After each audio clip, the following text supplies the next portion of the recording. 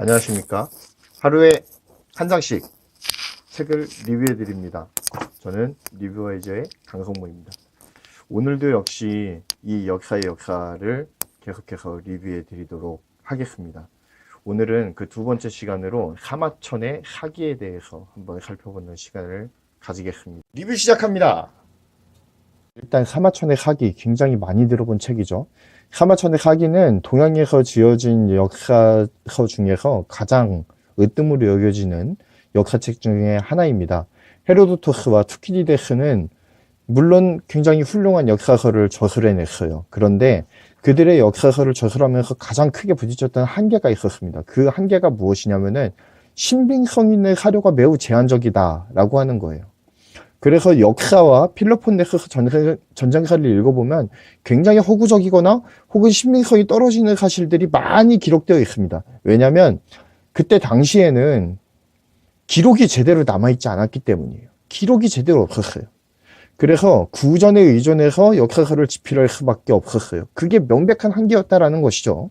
그래서 투키디데스는 여러 사람의 말을 듣고 신빙성 있는 자료들을 취사 선택하는 그러한 방법으로 객관성을 담보하려고 나름 애썼습니다. 정말 애썼는데 그럼에도 불구하고 그 한계가 명확했다라고 하는 점이 최초의 역사서로 불리는 역사와 필로폰네소스 전쟁사의 치명적인 약점이었다라고 볼 수 있습니다.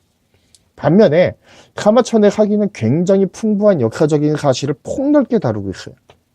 헤로도토스와 투키디데스가 페르시아 전쟁, 필로폰네소스 전쟁, 이러한 매우 제한적인 소재로 역사서술을 했다라고 한다면 사마천의 사기는 중국의 고대 부족 국가 시절에서부터 시작해서 한나라의 제국 통일까지의 그 방대한 역사를 다 다루고 있어요.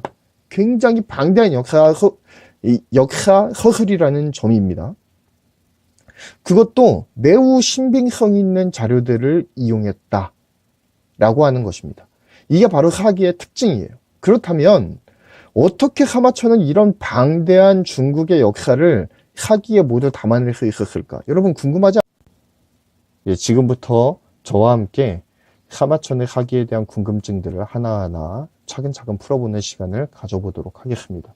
여러분, 아까도 궁금증을 제시를 했듯이 사마천의 사기는 굉장히 신빙성 있는 자료들로 가득 차 있어요. 왜 그럴까? 두 가지를 한번 고려해 봤으면 좋겠습니다. 중국이라는 나라의 특성, 그리고 사마천이 처한 사마천 개인의 환경, 이 두 가지를 한번 생각해 봤으면 좋겠습니다. 일단 중국은 기록의 국가예요. 기록의 국가. 예로부터 자체적으로 사용 문자를 만들어서 그 갑골에다가 쓰기도 하고요. 그리고 목간이라고 해서 나무로 만든 책을 개발을 합니다. 그래서 거기에다가 그 사용 문자로 계속해서 기록을 남겼던 거예요. 고대에서부터 시작하여서 한나라 때까지 그 목간에다가 쭉 기록을 하는 것입니다. 그래서 고대의 기록들이 대부분은 아니지만 어쨌든 많은 고대의 기록들, 참고할 만한 기록들이 많이 남아 있었다라고 하는 것이 사마천이 사기를 그나마 객관적인 역사적 사료를 가지고 쓸 수 있었던 하나의 중요한 이유입니다. 중국은 기록의 국가였다라고 하는 것.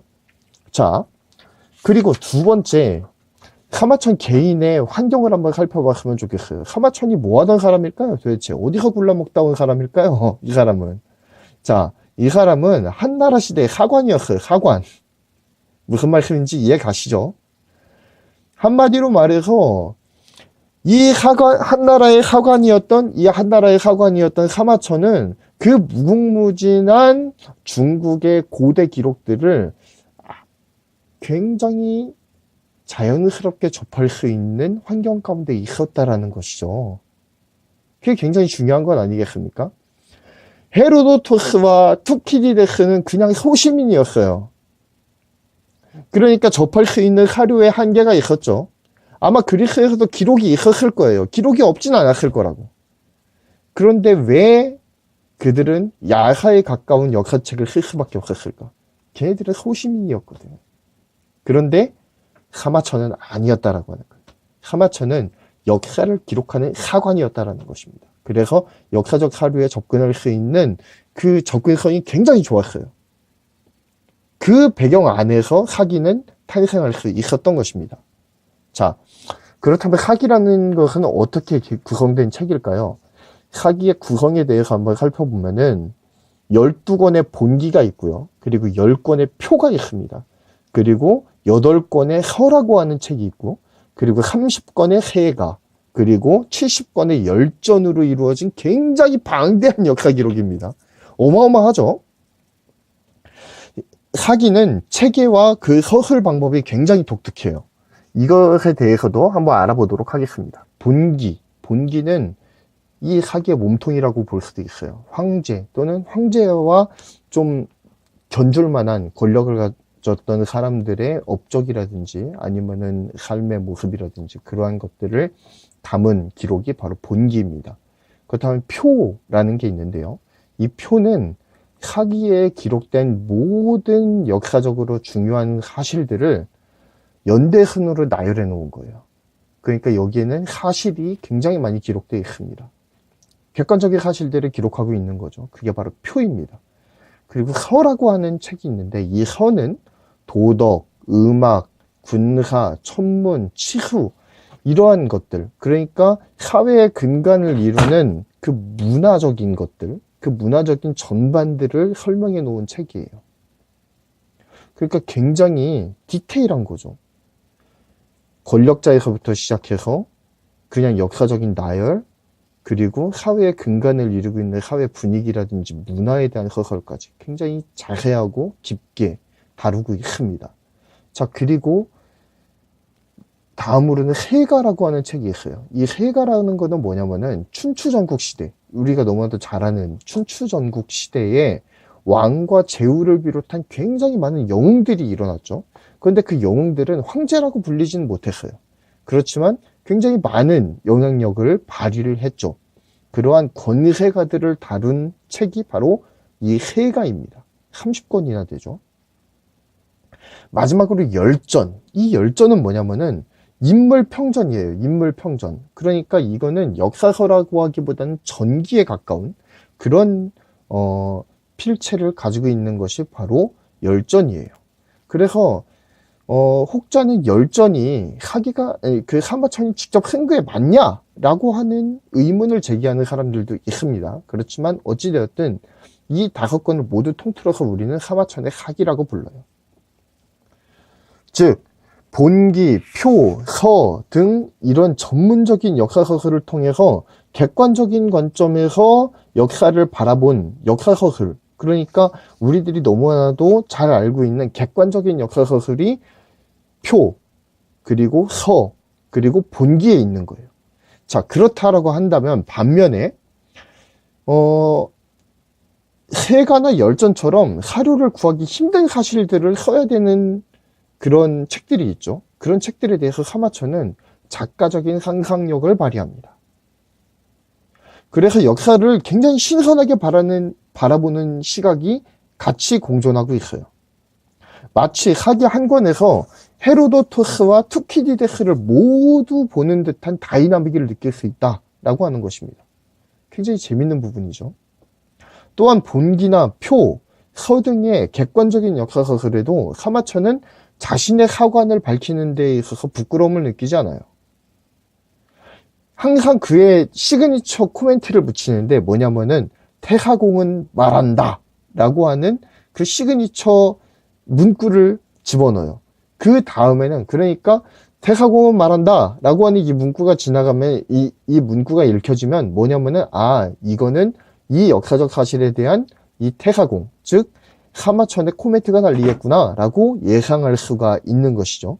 즉 사관으로서 역사적 사실에 대한 객관화를 추구한 것이 맞아요. 상당히 객관화를 추구했습니다. 그렇지만 그 속에서 솟아나오는 역사가 자신의 역사평가 및 진취적인 대안제시라고 하는 이 주관화, 역사의 주관화도 게을리하지 않았다라고 하는 측면은 굉장히 흥미로운 부분이라고 볼 수 있을 것 같아요.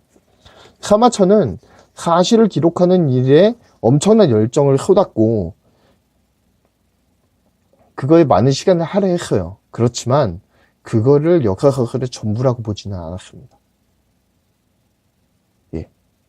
그리고 삶의 본성과 빛, 그리고 그늘, 그리고 삶의 의미, 군주의 덕성, 권력이 가지는 그 광야함과 비루함, 그 양면성, 그리고 반복되는 사건의 패턴을 포착해서 드러내려고 노력했어요. 그리고 거기에 대한 자신의 평가도 잊지 않았습니다. 그렇기 때문에 사회와 인간을 연구하는 인문학자들, 혹은 지나간 역사를 보면서 삶의 보편적인 그 의미를 사유하고자 하는 역사 애호가들, 그리고 전문적으로 역사를 연구하는 역사학자들, 그리고 인간관계를 관리하는 방법과 조직을 이끄는 리더십에 관심을 가지는 정치가들이라든지 아니면 기업가들은 아직도 사기를 찾는다라는 거예요. 대단하죠? 2000년이 넘어가는 그러한 책인데 아직도 찾는 사람이 있다라고 하는 거. 굉장한 시사점이 있다고 생각을 합니다. 유시민 작가는 사기를 평하면서 마지막에 이런 말을 남겨요. 역사서술에서는 발전이라는 것을 논하기가 어렵다. 역사서술에서는 발전이란 것을 논하기 어렵다고 생각한다. 이것이 바로 유시민 작가가 사기를 바라보면서 썼던 마지막 코멘트예요. 사기는 약 2000년 전의 작품입니다. 그런데 지금까지도 사랑받고 있어요.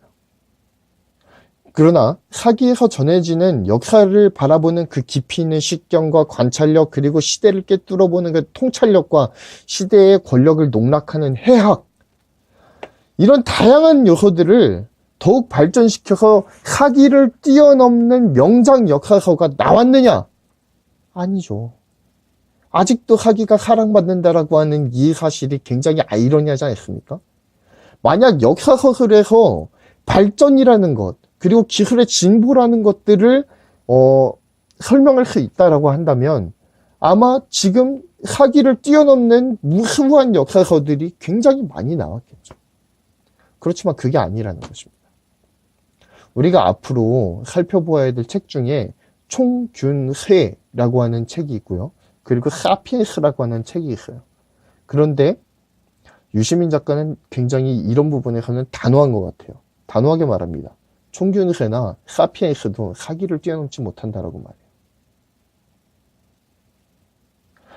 날로 편리해지고 기술의 발전이 이루어지고 있습니다. 하루가 다르게 기술은 발전해가고 사람들이 살아가는 세상은 하루가 다르게 바뀌고 있어요. 굉장히 빠른 속도로 바뀌죠. 그런데 그런 빠르게 바뀌는 사회 속에서 우리가 역사를 바라보는 식견이라든지 아니면은 통찰력이 점점 희미해져 가고 있는 것은 아닐까요? 사마천의 사기를 보면서 우리들은 그러한 것들을 한번 깊이 있게 생각해 봐야 될 필요가 있다라고 생각합니다.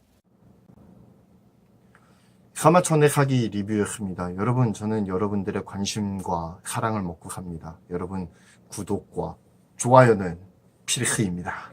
여러분, 그리고 만약에 이 책에 대해서 궁금한 점이 있으시다면 저한테 댓글로 물어봐 주시면 제가 아는 한도 내에서 자세하게 설명해 드리도록 하겠습니다. 그리고 모르는 것도 제가 공부해서 알려드리는 방향으로 하도록 하겠습니다.